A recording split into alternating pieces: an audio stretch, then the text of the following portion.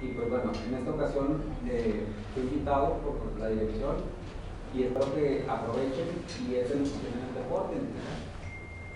¿Sí? Gracias. Hola, buenos días. Va a ser así rápido, no se preocupen. Sé que tienen su examen, sé que tienen cosas que hacer, va a ser así rápido. Nada más les voy a pedir que me echen la mano porque, por ejemplo, para esta presentación es para es una tarea que yo tengo en un diplomado que estoy haciendo. Entonces me piden que les ponga un cuestionario al final. No es examen, no se asusten, nada más es así rápido para medir el impacto del aprendizaje. Voy a procurar hacerlo lo más breve y lo más explícito posible. Entonces, si pueden tomar por ahí apuntes para que el cuestionario no se les dificulte, pues se los agradecería mucho. ¿Sí? Lo que voy a ver, bueno, me dijeron que ya están llevando una materia en el deporte, ¿cierto? Sí. ¿Qué han visto en esa materia? ¿Todo?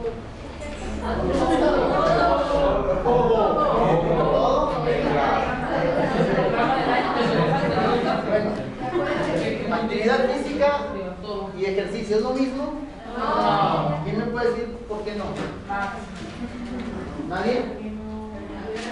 Miedo. Así lo que me digan. Pues la actividad física se realiza 2 a 3 veces por semana. Dime, ¿sí? Y el ejercicio pues un poco más continuo. ¿Alguien más? Yo. De actividad física es todo, bueno, como se puede decir, un movimiento que se haga y el ejercicio es algo en específico. Excelente. La actividad física es todo aquello que hagas, lo que implique que te muevas, hasta lavar trastes, caminar al trabajo. Sí te va a implicar un gasto energético, pero no la gran cosa. Esa es tu actividad física, que vengas aquí a la escuela, que estés leyendo, que estés escribiendo. El ejercicio ya te va a demandar más cosas, te va a aumentar las frecuencias cardíacas, te va a hacer sudar, te va a hacer que tengas por ahí grasita. Entonces, no es lo mismo cuando se consulta que dice la señora, ¿qué es el ejercicio? Pues yo barro todo el día, voy por el mandado, me pongo a hacer de comer, no paro en todo el día, hago mucho ejercicio. No, eso no es ejercicio, es actividad física, no se lo puedes contemplar como ejercicio. El ejercicio es repetitivo y tiene un objetivo, ¿sí? Tiene una finalidad. Fisiología del ejercicio. En el estudio de cómo las funciones corporales son alteradas cuando nos exponemos al ejercicio. Para el cuerpo, el ejercicio es un reto de homeostasis. ¿Qué es la homeostasis?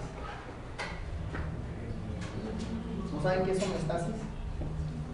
Si yo estoy sentado, estoy en homeostasis. ¿Por qué? Es equilibrio. No tengo alterado nada. Tengo mis índices de glicemia normales, triglicéridos normal. Bueno, no sé explicarlo, ¿verdad? Pero cuando tú te pones a hacer ejercicio es un reto para el cuerpo. Aumenta la frecuencia cardíaca, aumenta un poco la presión, tiene que liberarse más hormonas, se tiene que romper esa homeostasis, pero el cuerpo también tiene que luchar con mantener sus funciones vitales, que no le falte sangre al cerebro, que no le falte sangre al corazón, a pesar de la exigencia que le están demandando los músculos. Es un reto para el cuerpo. En los vertebrados en general y en la especie humana en particular, el movimiento implica desplazamiento de elementos esqueléticos que podemos considerar como elementos pasivos, que viene siendo el esqueleto del cuerpo humano, el sistema esquelético.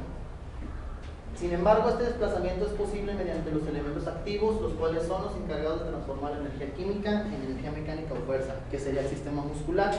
El hueso por sí solo no se mueve, quien lo mueve es el músculo, pero también el músculo sin el hueso no se puede mover, porque el hueso nos da sostén y aparte nos ayuda como palanca. ¿Okay?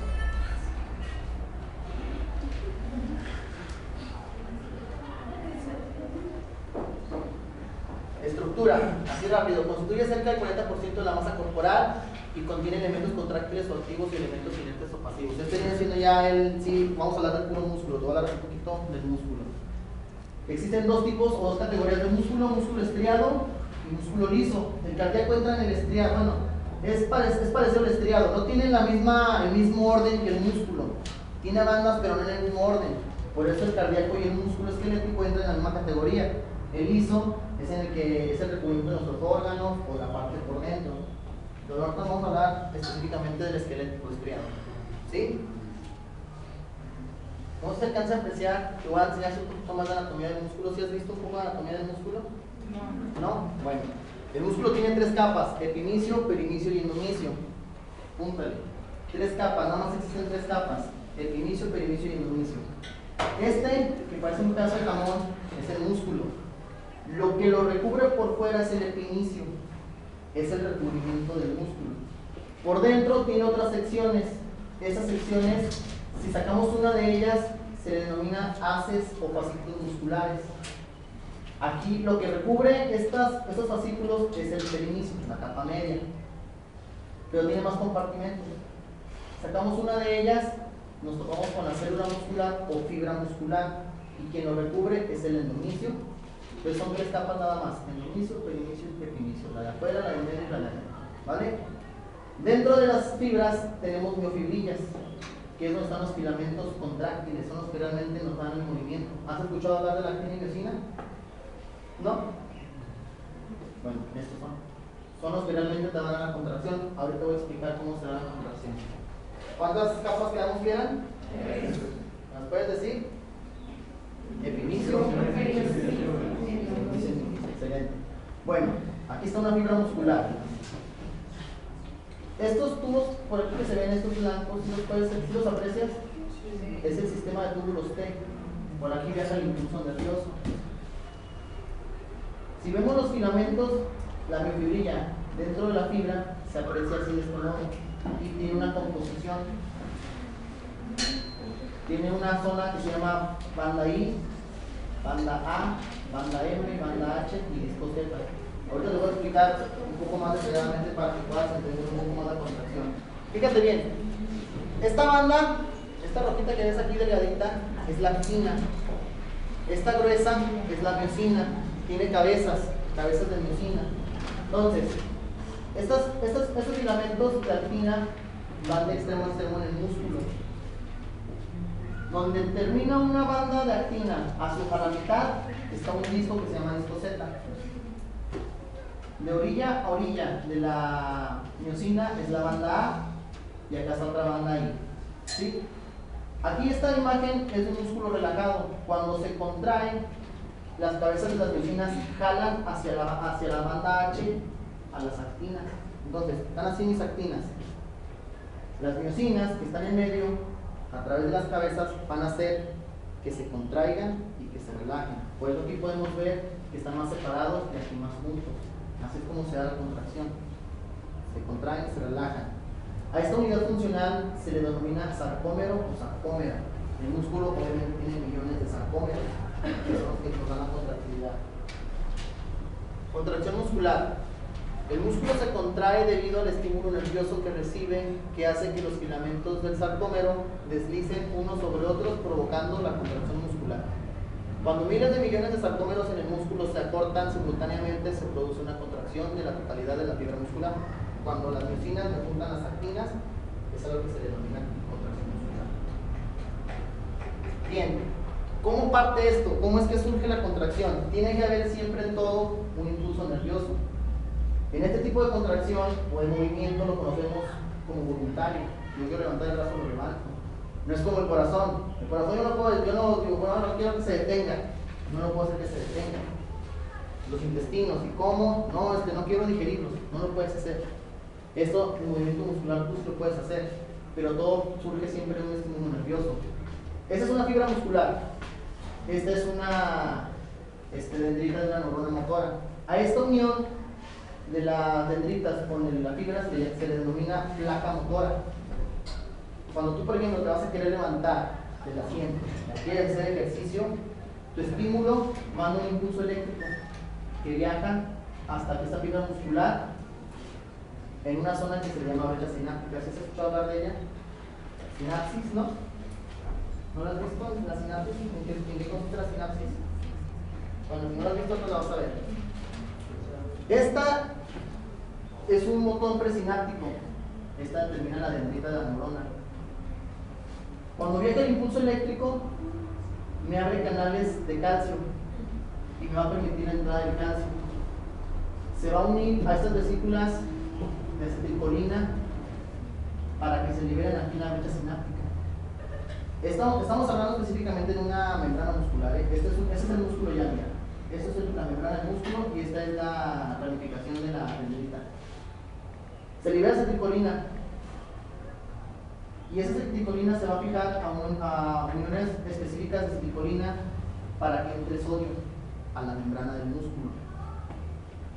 Entra sodio y esta membrana se va a despolarizar, su carga va a cambiar y me va a mandar un nuevo impulso eléctrico.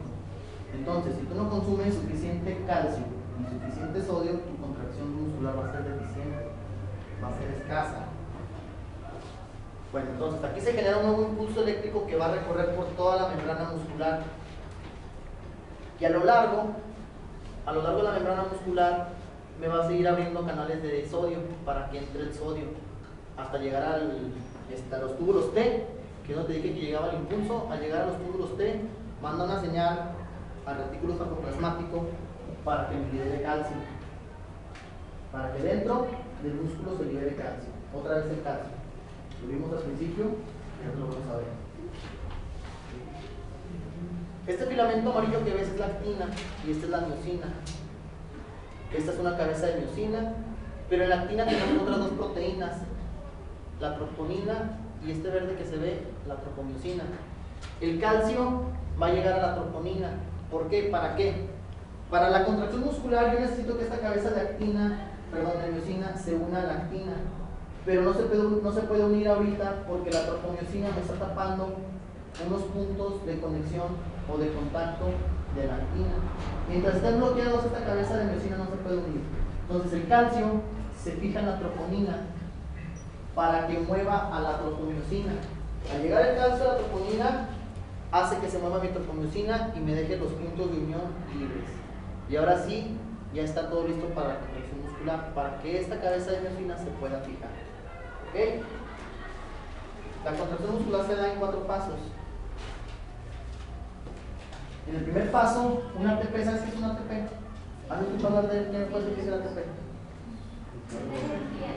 Es una moneda de energía, es una moneda de cambio, ¿sí? Adenosín trifosfato, ¿vale? Bueno, en el primer paso, formación de puentes cruzados. Un ATP llega a la cabeza de miosina y la activa para que se una a la actina. Ahí se unió. Pero la cabeza de miosina tiene también una función catalítica. Ya te pasa. Me va a dividir en un ADP, un grupo fosfato inorgánico, ese ATP que me la activó. Y entonces en el primer paso llega el ATP, activa la cabeza y hace que se una. Y se desprende un grupo fosfato inorgánico. Ese es el primer paso. En el segundo paso, desplazamiento de la actina por la miosina. Ya se fijó en el primer paso, se liberó un grupo inorgánico de fosfato. Y ahora la cabeza de miosina baja a la actina, la cabeza de la miosina. Y se va a desprender el grupo ADP que me quedó. En el tercer paso, se debilita este puente. Debilitamiento de la cabeza de la miosina haciéndola desprender de la actina. En el primer paso se une, en el segundo jala y en el tercero se desprende. ¿Ok? En el cuarto paso, vuelve a llegar otra molécula de ATP y la vuelve a activar para que el ciclo vuelva a recomenzar. ¿Sí quedó claro? En el primero, un ATP la activa y hace que se junte. En el segundo jala, se desprende un grupo fosfato y en el tercero se desprende. En el cuarto llega otro ATP, se junta, jala. ¿Sí? ¿Alguna duda? Bueno, te voy a poner un video de cómo es a nivel celular este movimiento. Fíjate bien, ahí están las cabezas de miosina moviéndose, parecía que están caminando, jalando a las fibras de actina. ¿Sí se alcanza a apreciar bien? Bueno, aquí está el filamento delgado que es la actina, el filamento grueso que es la miosina. Estas son las patitas que se están juntando y están jalando la actina. Entonces la banda H, cuando está relajada, se aprecia, y aquí que está contraída se desaparece. Aquí está una banda Z, otra banda Z, eso es un sarcómero. ¿Sí? Cuando el calcio, eso es en disponibilidad de calcio. Cuando el calcio se empieza a retirar, que se empieza a guardar otra vez en el retículo sarcoplasmático, la troponina vuelve a mover a las tropomiosinas y vuelven a tapar los puntos de unión. Y la cabeza de la miosina ya no se puede unir y es como se relaja el músculo. ¿Sí? ¿Sí le quiero un poquito más o menos ya más claro con el video? Hasta aquí, lo que fue la contracción muscular, ¿tuviste alguna duda? Importantes para la contracción muscular, ¿qué minerales? Eran 2. ¿Sodio qué? Sodio y calcio, ¿vale? Bueno, te voy a dar así un poquito rápido ya las fibras musculares. Existen 2 tipos de fibras musculares, las lentas y las rápidas. Dentro de las rápidas existen 2 categorías, las del tipo 2A y el tipo 2B.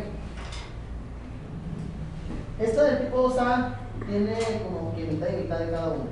Tiene un poco de las lentas y un poco de las rápidas. Mayoritariamente un poco rápidas.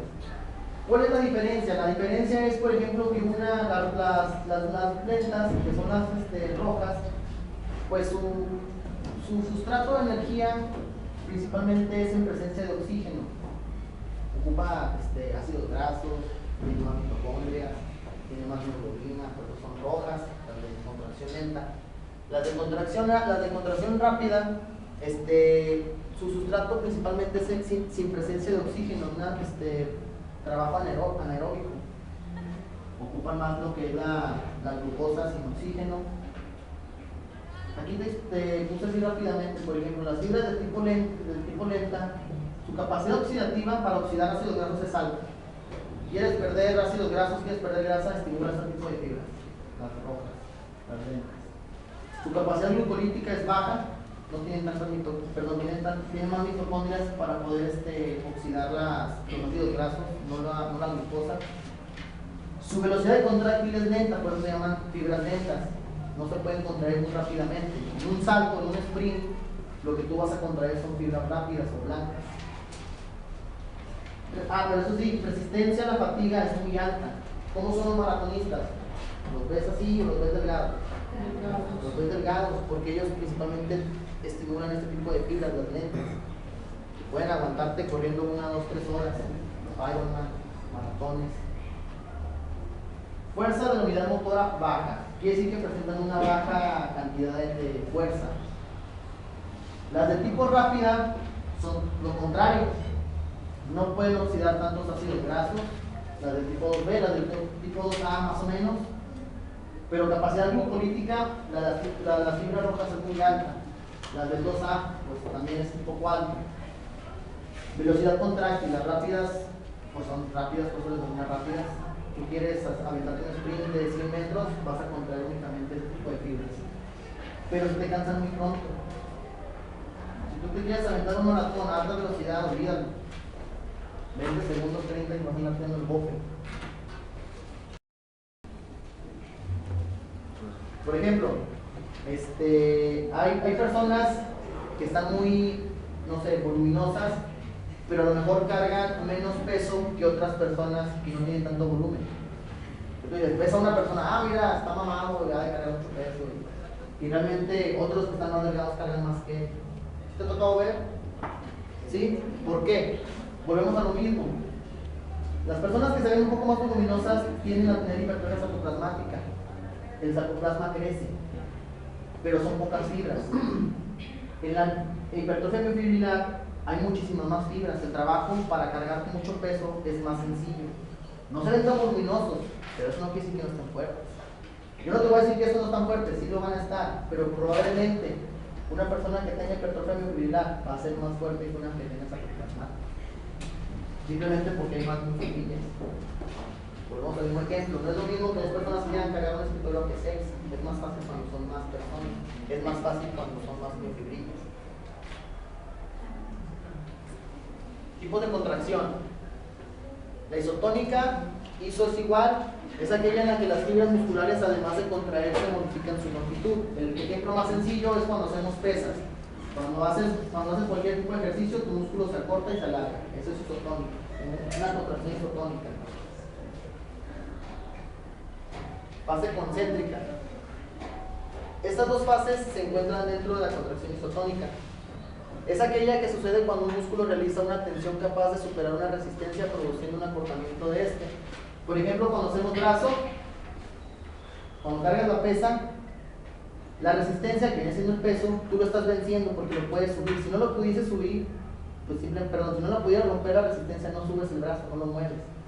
El músculo, en este caso el bíceps, se está cortando. Es una fase concéntrica.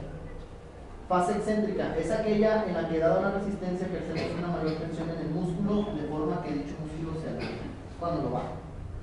Oye, pero a lo mejor al momento de bajarla, la gravedad te está ayudando. Si yo no pudiera con esa resistencia, en el momento en que me la sueltan, se me baja. En cambio, lo voy controlando. Puedo romper la resistencia. Entonces, fase concéntrica cuando se acorta, fase excéntrica cuando se alarga. ¿Ok? Contracción isométrica. Iso es igual. Ese tipo de contracción, el músculo permanece estático, no se acorta ni se alarga, pero sí se genera una tensión. No necesitas cargar pesos para poder hacer este tipo de ejercicios. Simplemente que tienes una tensión.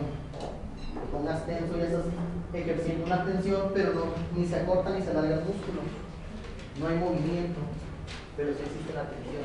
Como por ejemplo, cuando te pones a hacer las sentadillas y que te dicen, te vas a quedar aquí abajo, y ahí estás abajo. No te estás moviendo, pero hay tensión en el músculo. Contracción autotónica son aquellas que se producen cuando combinamos las contracciones isotónicas e isométricas. Por ejemplo, volviendo al ejemplo del brazo, aplico la fase concéntrica, sostengo unos segundos y aplico isométrica. Fase excéntrica. Combiné las dos tipos de contracciones y eso me dio una contracción autotónica. ¿Sí? La combinación de la isométrica con la isotónica. Contracción isocinética, contracción máxima velocidad constante en toda la gama de movimiento. Quiere decir que la contracción en el movimiento es el mismo, tanto en la fase de acortamiento como en la fase de relajación, y también la velocidad. La isocinética es lo único que cambia, que la velocidad de contracción y relajación, la velocidad es la misma.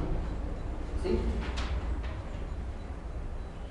¿Hasta aquí te ha quedado más o menos claro lo que te he estado explicando?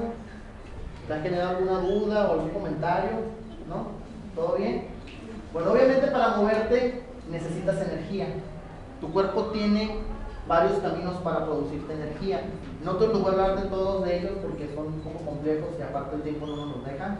Nada más te voy a hablar así rápido del ATP, PC, que viene siendo el sistema del fosfágeno, glucólisis, formación del piruvano, bueno, no formación, aquí viene siendo más bien la formación de acetilcoenzima A, ciclo de Krebs y cadena de transporte de electrones. Ojo, la glucólisis, la formación de la acetilcoenzima A y ciclo de Krebs sí te dan energía, pero te dan muy poca. Realmente lo que te van a dar son como que dice los ingredientes para que en la cadena de transporte de electrones se forme realmente la energía. Muchas de las veces, bueno, en algunas partes me ha tocado, dicen, no, es que la glucólisis es para dar energía. La glucólisis no es para dar energía. Sí te da 2 moléculas de ATP. Bueno, te da 4, pero como gasta 2, pues nada, me quedan 2. Entonces, su función de la glucólisis y de la formación de acetilcoenzima A no es dar energía en sí, es darme los elementos para que en la cadena de transporte de electrones se me genere energía. ¿Ok? Si dijimos que el ATP me daba energía, entonces lo que te voy a explicar es la formación del ATP, cómo se forma. Porque llegas te dicen en la escuela, no, pues que un proceso, bla, bla, bla, y llega un ATP. Bla, bla, y llega un ATP. Bueno, ¿y de dónde sale? ¿De qué es de dónde sale? Te voy a explicar cómo es que sale. Cuando tú empiezas a hacer una actividad física, los primeros 6 o 10 segundos que tú ocupas esto, el sistema de los fosfágeno, que no es más que un grupo fosfato con creatina. Gracias a la enzima creatinquinasa me los desprende, dejando un grupo fosfato libre y la creatina libre. Entonces, esto libera energía y hace que este grupo fosfato se una a un ADP en forma ATP. Pero las reservas de minúsculo de este sistema es muy escaso. Te digo, te lo acabas en 6 segundos. Ya que chingó, ya te lo acabaste. 10 segundos y luego, ¿y qué sigue? Sigue lo que es la glucólisis. Supongo que no has visto esto, ¿verdad? ¿No has visto qué es la glucólisis? No. ¿Y no te han explicado ni siquiera teóricamente qué es la glucólisis? A ver, ¿qué es la glucólisis? Nada más dime el puro, o sea, lo teórico. Que si alguien te pregunta en la calle, oye, ¿qué es la glucólisis? ¿Qué le puedes decir a una persona? ¿Qué le puedes decir que es la glucólisis? Fíjate, para que esto no te confundan, vete con una palabra. Gluco de glucosa, lisis, rompimiento. La glucólisis es el rompimiento de la glucosa. ¿Sí? Eso es todo. Se acabó. ¿Qué es glucólisis? Un rompimiento de la glucosa. El objetivo de la glucólisis es formar esto, piruvato. Olvídate de todo eso. Bueno, no te lo vas a tener que memorizar, pero sí va a llegar un punto en la carrera que lo tengas que ver para que lo comprendas. Pero la intención de la glucólisis es formar piruvato. Me va a formar NADS, me va a formar los ATPs, que sí son monedas de cambio. Pero más que nada mi intención con la glucólisis es formar piruvato. Tiene que recorrer todo esto para llegar a darme el piruvato. Por cada molécula de glucosa se me forman 2 piruvatos. ¿Sí? Mira. El piruvato tiene 3 vías. Cuando hay oxígeno, se tiene que formar acetilcoenzima A para que se vaya al ciclo de Krebs. Sin presencia de oxígeno se puede hacer lactato. Nosotros como humanos nada más podemos hacer estos dos. Esto lo presentan las bacterias, el alcohol. Nosotros no podemos producir alcohol. Si produciéramos nuestro propio alcohol seríamos muy felices, yo creo. Entonces nada más podemos hacer esto. Yo nada más les voy a explicar ahorita lo que es la formación de la acetilcoenzima A.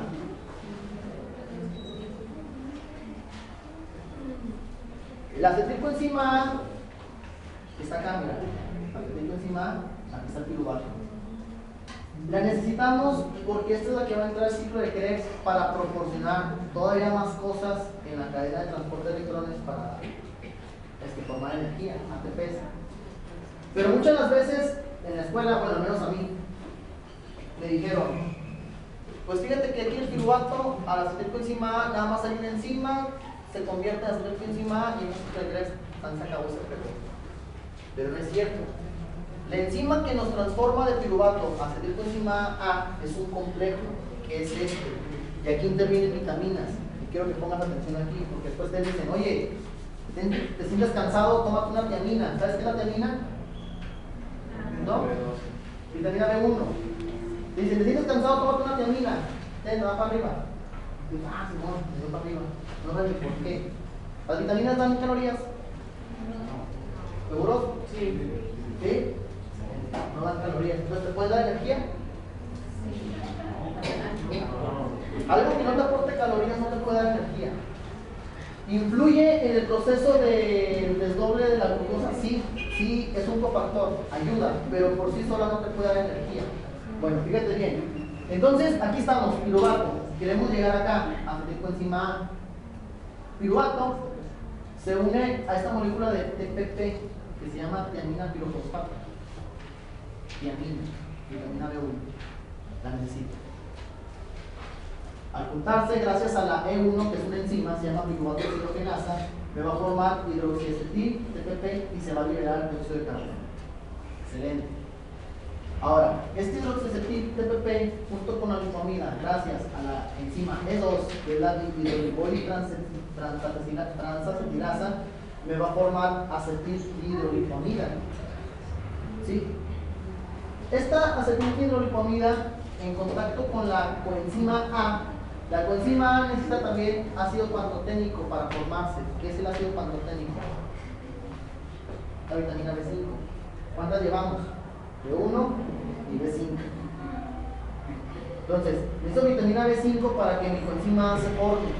Junto con el acetilhidrolipomida se va a formar, ahora sí, la acetilcoenzima A, pero me van a dejar un desecho, que es la hidrolipomida. Esa no me sirve, yo necesito lipomida, no hidrolipomida. Entonces ella, aquí ya tengo la acetilcoenzima A, que es la que necesito, pero necesito darle continuidad a esta, necesito ver qué pasa. Esta se viene hacia acá y se le junta un FAD, gracias a la E3, que es la hidrolipoil deshidrogenasa. ¿Sabes qué es FAD? ¿No? Flavin adenil dinucleótido. Flavin viene de la vitamina B2, de la riboflavina. Entonces llevamos 3 vitaminas, B1, B5 y B2. En contacto con el FAD y la E3, mi hidrolipomida ya me queda disponible como lipomida para el siguiente proceso. Pero ¿qué crees? Mira, acá me queda el FAD con 2 hidrógenos y con 2 hidrogeniones. A mí no me sirve así, yo necesito sin los hidrógenos. Entra un NAC para quitarle los 2 hidrógenos, se lleva uno y el otro desprende. ¿Sabes qué es el NAC?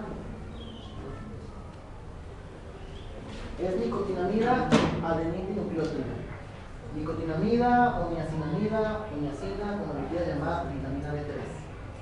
Entonces necesitas vitamina B1, vitamina B5, vitamina B2 y vitamina B3 para que esto funcione.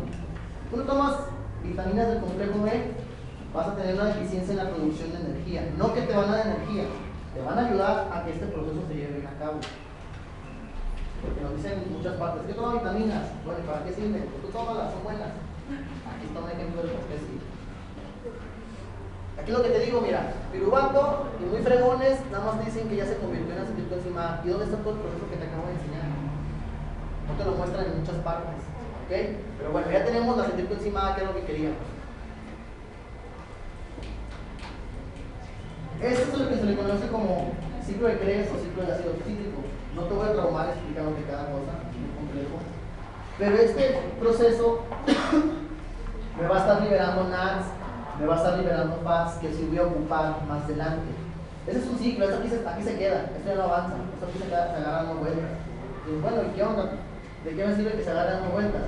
Me va a estar liberando continuamente NADS y continuamente FADS, que es lo que voy a requerir en la siguiente etapa.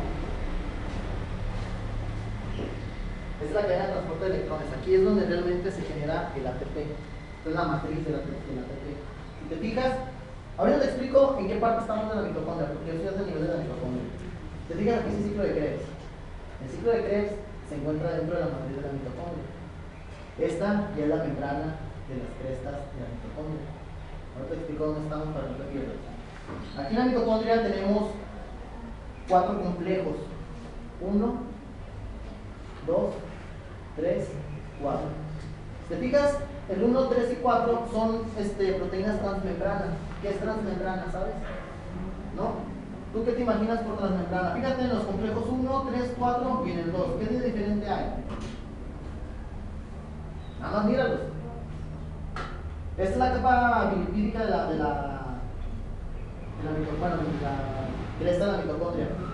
Si te fijas, esta va de orilla a orilla, de orilla a orilla, de orilla a orilla, y esta no. Transmembrana quiere decir que te puede acarrear una molécula de un lado a otro, para adentro o para afuera de la membrana. Eso es transmembrana. Esta no es transmembrana porque no llega hasta el otro lado. Complejo 1, también llamado NADH deshidrogenasa, así es como se llama este. El complejo 2 se llama succinato deshidrogenasa. El complejo 3 se llama citocromo CB1 y el complejo 4 se llama citocromo oxidasa. Y digo, bueno, estas loqueras, ¿qué onda?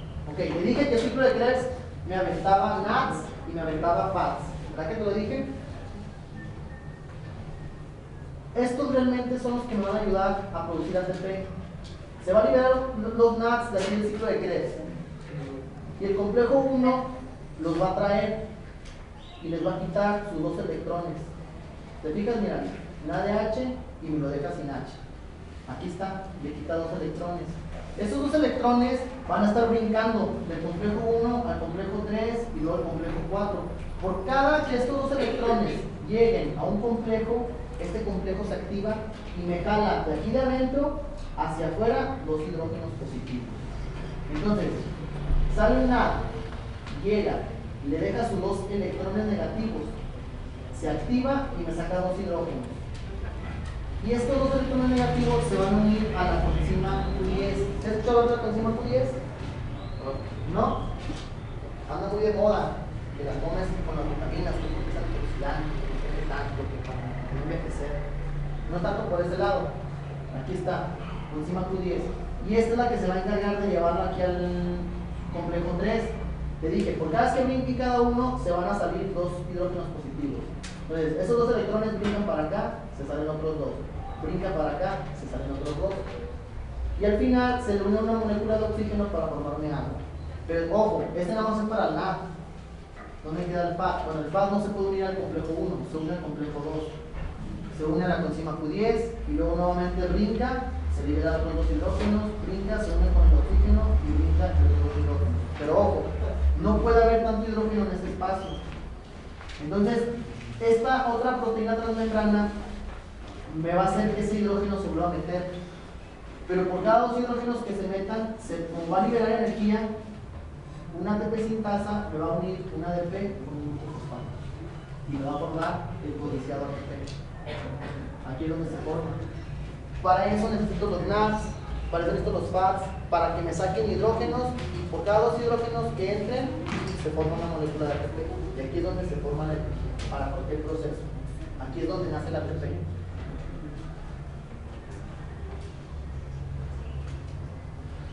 Sí, rápido. ¿Dónde estábamos ahorita? La glucólisis. La glucólisis se da en este espacio en blanco, es el citosol de la célula, o el citoplasma. Este es el espacio, en este caso en la célula muscular, y me va a estimular a las proteínas G. Estas proteínas G me van a estimular la adenylatosciclasa. Y junto con un ATP se me va a desdoblar en adenosín monofosfato cíclico. Esto en presencia de magnesio. Por eso también estamos consumiendo magnesio para que esta señal, esta conversión se lleve bien a cabo.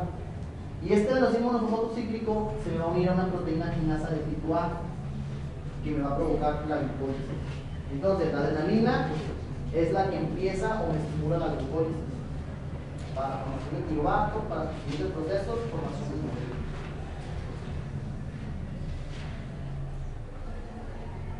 Bueno, mi parte ha sido todo. Algo muy rápido, muy por encima. Mi nombre es Carlos Mesa, este es mi número, mi página de Face. Yo tengo un consultorio en Francisco y Madero y ahorita nada más estoy otorgando lo que es consulta personalizada. También ofrezco lo que es la liporeducción sin cirugía. Si Dios quiere, el año que entra, pienso en una clínica acá en Torreón y ya voy a incluir lo que es la hidrolipoplasia y la calefacción.